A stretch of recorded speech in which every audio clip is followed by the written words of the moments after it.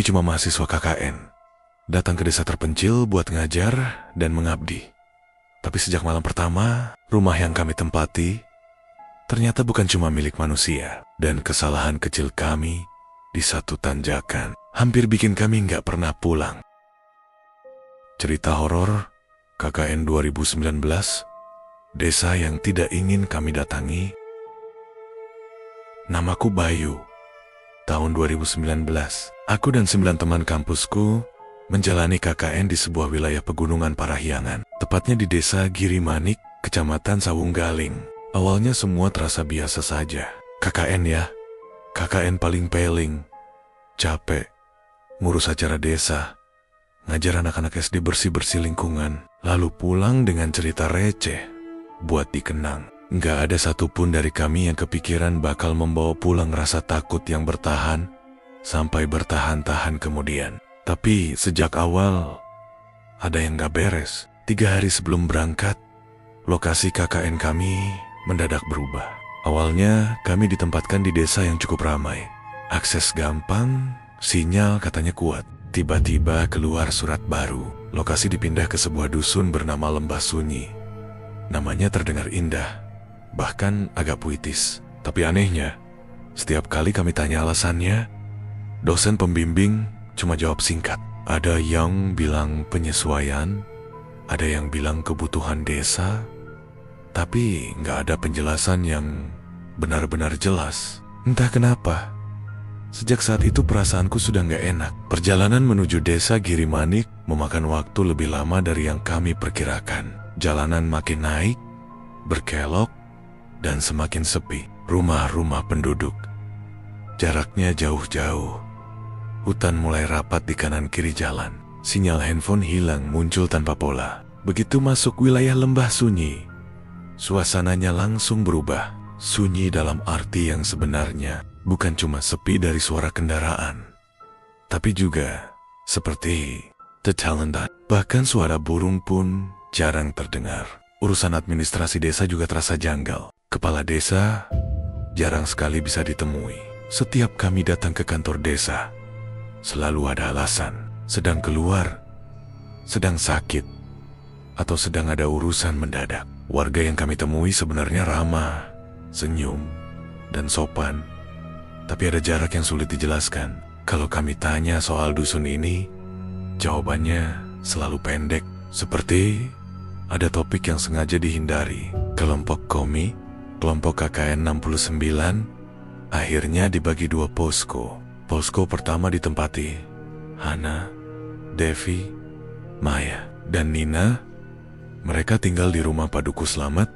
Lokasinya lebih dekat ke pusat desa. Sementara posko kedua ditempati aku, Dimas selaku ketua kelompok, Arini, Gani, Citra, dan Sekar.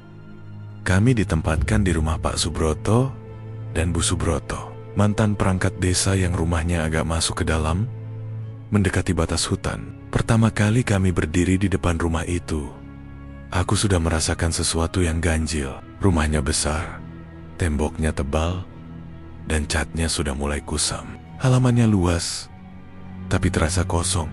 Begitu kami melangkah masuk, Arini tiba-tiba berhenti. Dia nggak langsung masuk seperti kami yang lain. Dia berdiri mematung di ambang pintu.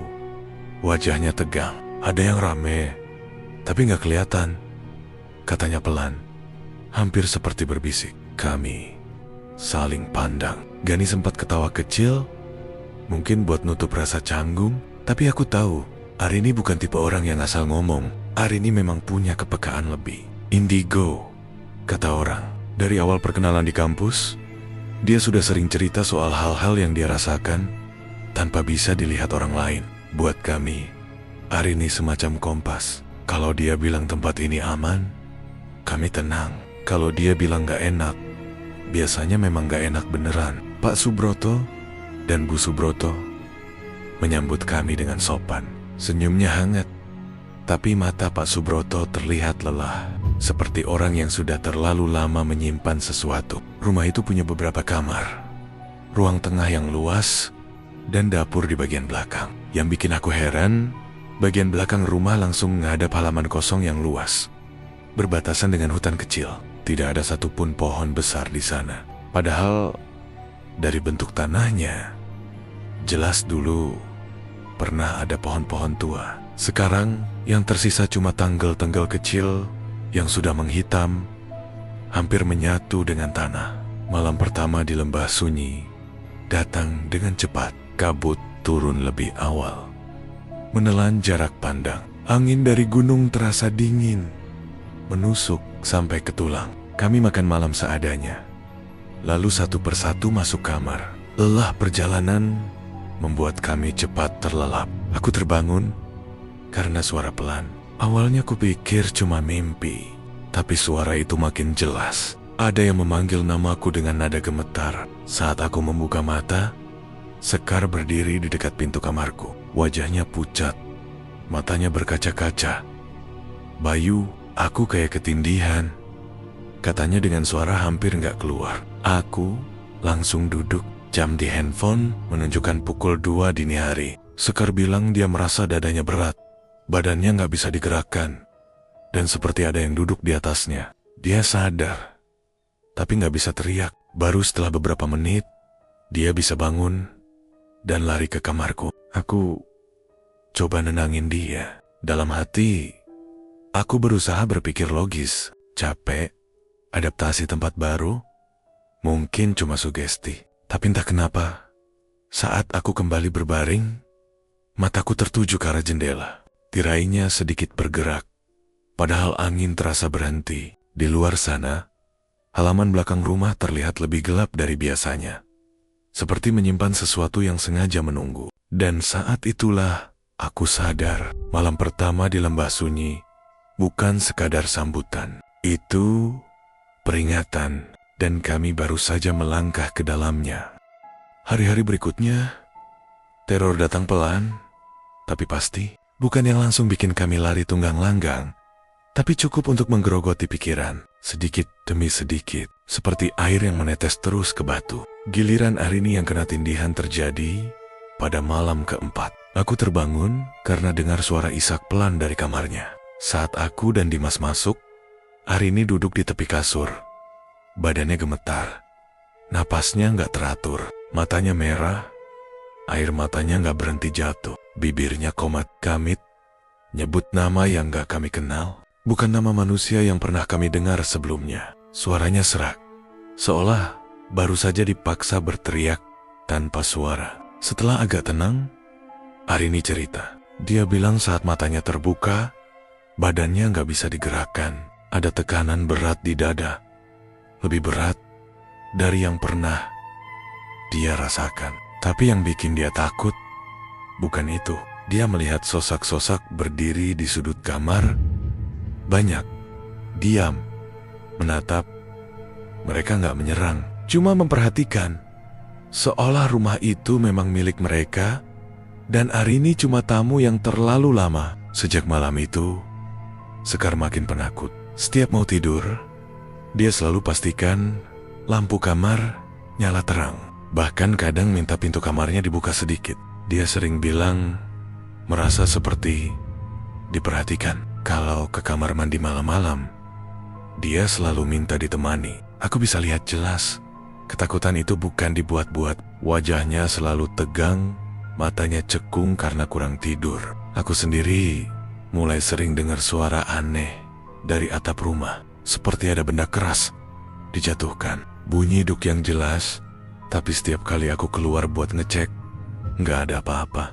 Centeng amen. Halaman kosong, nggak ada ranting jatuh, nggak ada hewan lewat. Anehnya, suara itu hampir selalu muncul pas suasana rumah sedang sepi.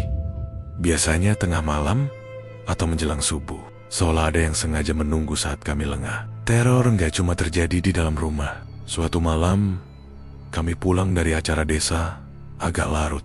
Jalanan gelap, cuma diterangi lampu motor dan sinar bulan yang ketutup kabut tipis. Aku nyetir di depan, Dimas di belakangku, Gani, Citra, dan Sekar ikut di belakang. Di tengah perjalanan, tiba-tiba terdengar suara aneh dari sisi jalan.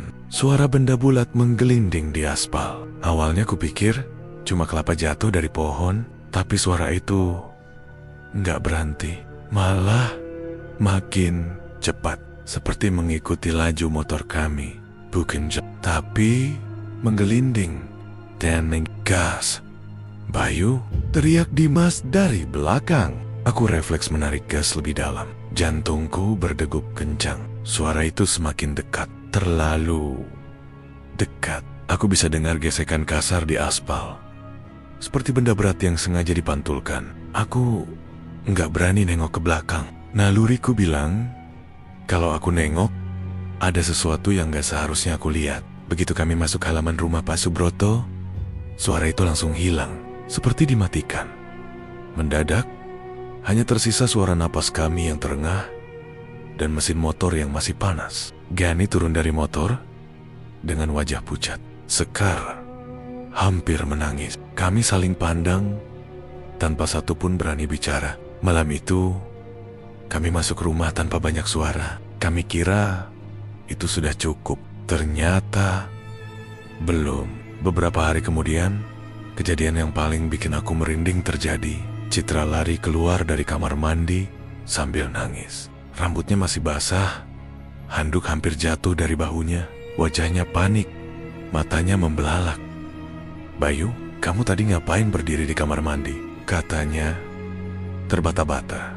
Aku dari tadi di dapur, bantu Dimas nyiapin makan malam." "Aku dari tadi di dapur," jawabku. Citra makin histeris. Dia bilang ada sosok yang mirip aku berdiri di balik tirai kamar mandi. Sosok itu ngajak ngobrol santai, nanya kegiatan hari itu, nanya capek apa enggak. Suaranya sama persis, wajahnya juga sama. Enggak ada yang aneh. Sampai Citra sadar satu hal, matanya hitam semua. Bukan gelap karena kurang cahaya, tapi hitam pekat, kosong.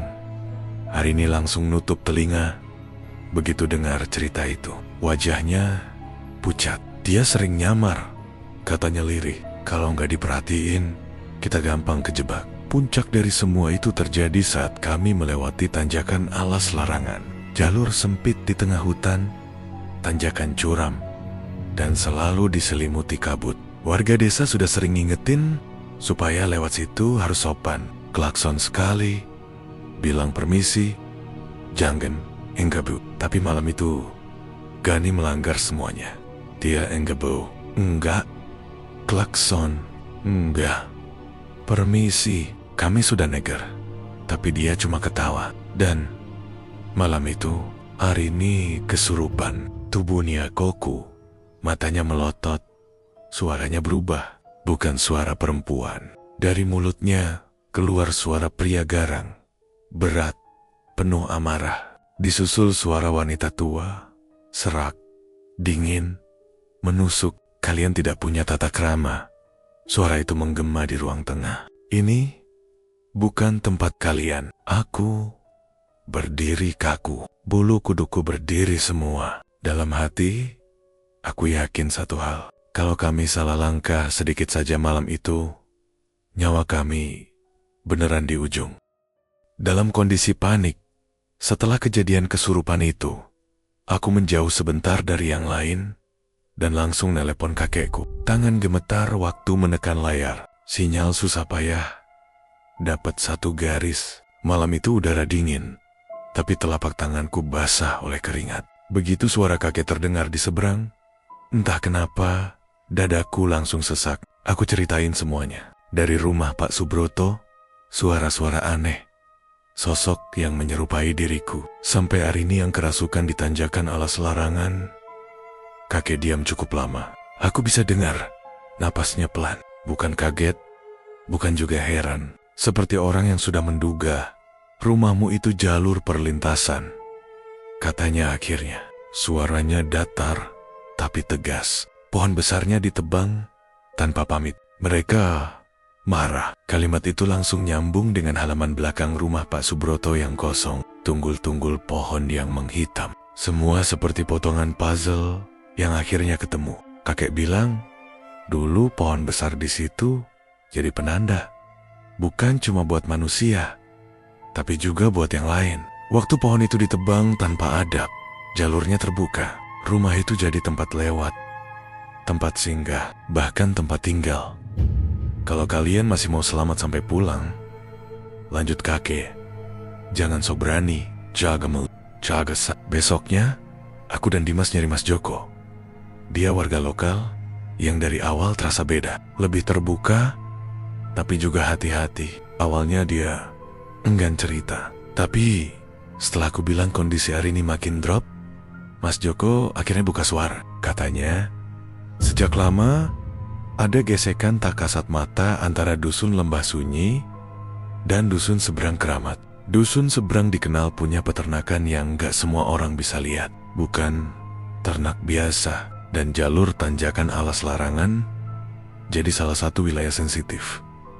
Mas Joko bilang orang-orang luar sering kena kalau lewat tanpa adab, bukan karena niat jahat, tapi karena dianggap nggak tahu diri.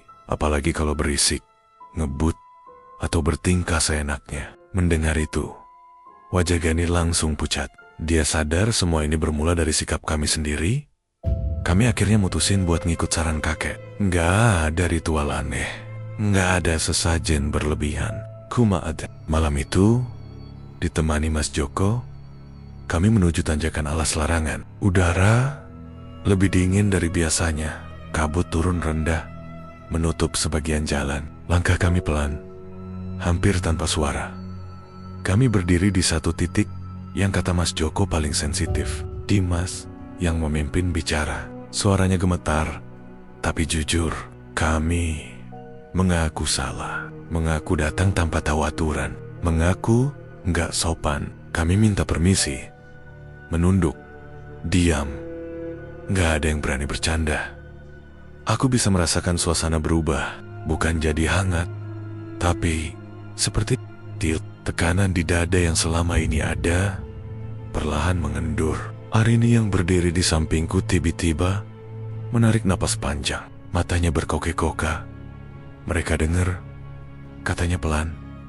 Sejak malam itu, teror benar-benar pelan-pelan reda. Nggak ada lagi suara benda jatuh dari atap. Nggak ada lagi suara kelapa menggelinding di jalan. Citra nggak pernah lagi melihat sosok yang menyerupai diriku. Sekar mulai berani tidur dengan lampu dimatikan. Dan yang paling terasa, Arini akhirnya bisa tidur nyenyak. Wajahnya nggak setegang sebelumnya. Hari-hari terakhir KKN kami lalui dengan lebih tenang. Kami jadi lebih jaga sikap. Kalau lewat jalur tertentu, selalu permisi. Kalau masuk hutan kecil buat kegiatan, kami nggak sembarangan. Aneh ya, warga desa mulai lebih terbuka. Senyum mereka lebih tulus. Obrolan lebih panjang. Seolah kami akhirnya dianggap tahu diri. Waktu 45 hari itu selesai, rasanya campur aduk. Lega karena bisa pulang, tapi juga ada rasa berat meninggalkan tempat yang diam-diam sudah mengajari kami banyak hal. Saat mobil kami mulai menjauh dari dusun Lembah Sunyi, aku menoleh ke belakang. Kabut tipis masih menggantung di antara pepohonan. Sunyi, sama seperti pertama kali kami datang. Kami pulang membawa cerita yang gak semua orang bakal percaya. Kalau kami ceritain mentah-mentah, mungkin cuma dianggap halusinasi atau kebetulan.